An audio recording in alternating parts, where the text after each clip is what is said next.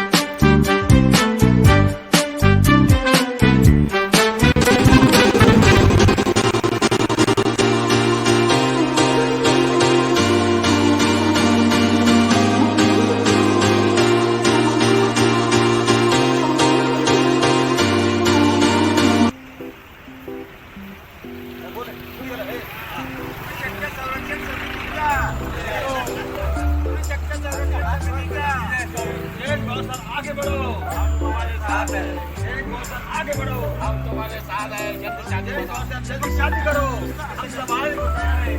जल्दी भी हुआ जल्दी नहीं।